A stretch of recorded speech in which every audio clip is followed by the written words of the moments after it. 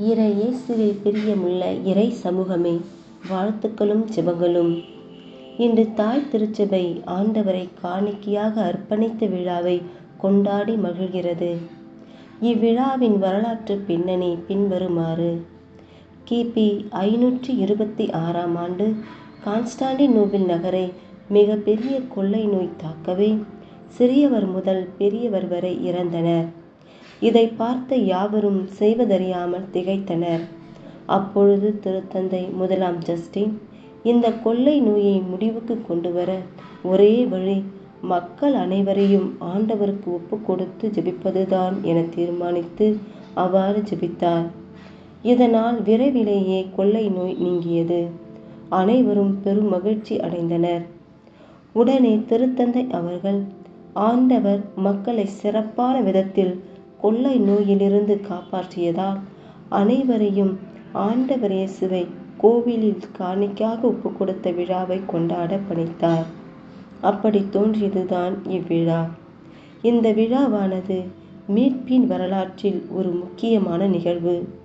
ஏனெனில் இறைமகன் நமது மீட்புக்காக தன்னையே அர்ப்பணித்த நாள்.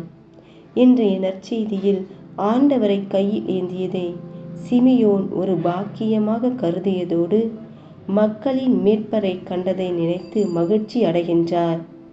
சிமியோன், அன்னா இருவரும் இஸ்ராயலர் கடவுளின் வாக்குறுதி ஒரு நாள் நிறைவேறும் என்றும் மெசியா மக்களிடையே வருவார் என்றும் எதிர்பார்த்து காத்திருந்தார்கள்.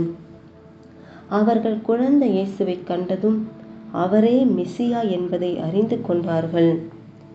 இயேசுவின் வருகை அவர்களது வாழ்வில் நிறைவை கொணர்ந்தது.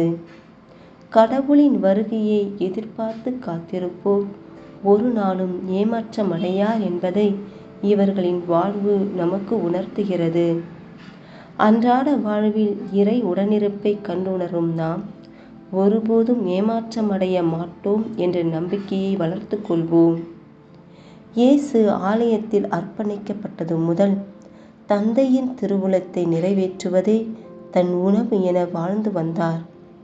தந்தை தன்னிடம் ஒப்படைத்த பணிகளை செய்து முடித்ததும் எல்லாம் நிறைவேறிற்று என்று இயேசு தந்தையின் திருவுளத்தை நிறைவேற்றினார்.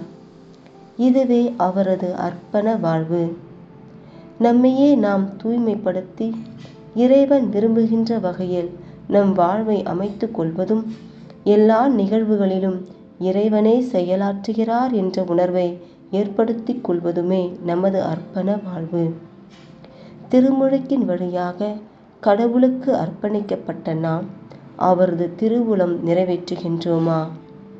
ஒவ்வொரு நாளும் திருப்பலியில் நம்மையே இறைவனுக்கு ஒப்புக்கொடுத்து அவரை சந்திக்கின்ற நாம் அவரை பிறருடன் பகிர்ந்து கொள்கின்றோமா என சிந்தித்து நாமும் இறைமகனை நம்முடைய இதயத்தில் தாங்கி அவருடைய பிரசன்னத்தை தினதோறும் உணர்ந்து மீட்பின் திட்டத்திலே மகிழ்ச்சியோடு நம்மை இணைத்து இறைவனுக்கு அர்ப்பணிப்போம்.